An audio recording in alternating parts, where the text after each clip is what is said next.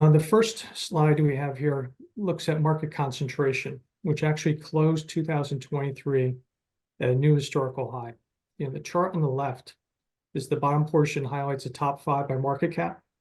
And if you look at that, it actually started the year at 19% and ended the year at 24.5%.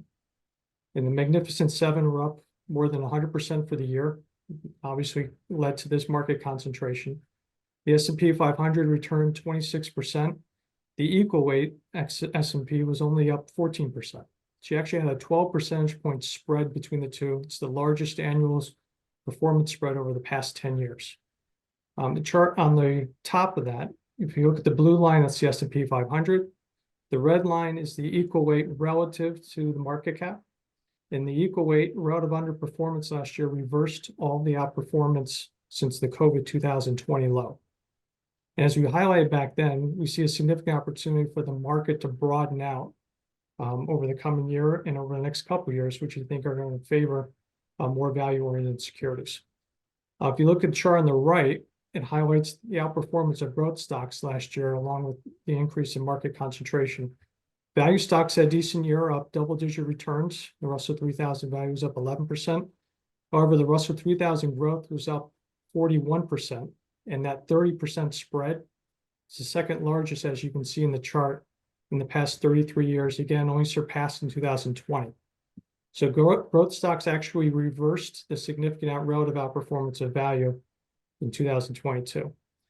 On the next slide, we'll take a look at valuation spreads. And here, it's interesting is, let's start with the chart on the right. It looks at value versus growth relative valuation. Large cap values P is a little bit below 15 times, and it's actually a 45% discount to large cap growth. During 2023, growth stocks outperformance was more than half of that came from valuation expansion. The chart on the left is actually really interesting. It looks at the combined weighting of companies that have a price to sales greater than 10 times. Historically, this subset has lagged the market over the long term, and you have points in time where long duration does well, and you'll see that actually increase as a weighting. During the tech bubble, the weighting climbed to over 20% for a short period and went to 27. And then post-COVID outbreak, we saw another surge in long duration up to moving past 20% again before seeing a correction back in 2022. And that valuation expansion during the past year is very similar to kind of 2099. And if you dig deeper in that group, 70% of that is coming mainly from technology stocks, which again gets back to the concentration we talked about on the prior slide. And if you were to look just at the Russell 1000 growth, that percentage would actually be closer to 35% today.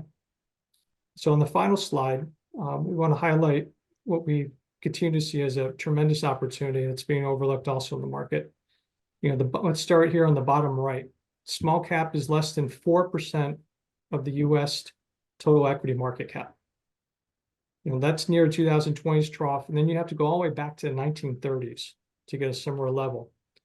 And I guess we shouldn't be too surprised. Magnificent Seven actually added $5 trillion to market cap in just 2023. So again, getting back to Bill's comments before on Bitcoin at less than $1 trillion, you had $5 trillion come in to just 7 stocks last year for market cap.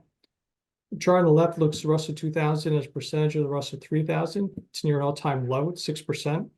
And the upper right chart is relative valuation between small and large, looking at various measures. And the key takeaway from that is that we're currently in the 10th percentile, very similar to early 2000 time period, when again, small cap had underperformed leading into that and then did tremendously well, significantly outperformed. And the relative valuation is when it's closer to 50%, the small cap weight, looking at the 100-year average, should be closer to the red line at the bottom. So again, I think coinciding with the fact that we're low with small cap as a percentage of total equity because the valuations are compressed versus large cap. So again, I think as we look, we think there's 2 pessimistic views that are taking place on low valuation securities, and small caps are providing a nice opportunity. There's a lot of high teens earning yields, double-digit free cash flow yields in that space. And we think history would suggest that there's significant beneficiaries when the market kind of broadens out. We saw some early signs of that take place in the fourth quarter.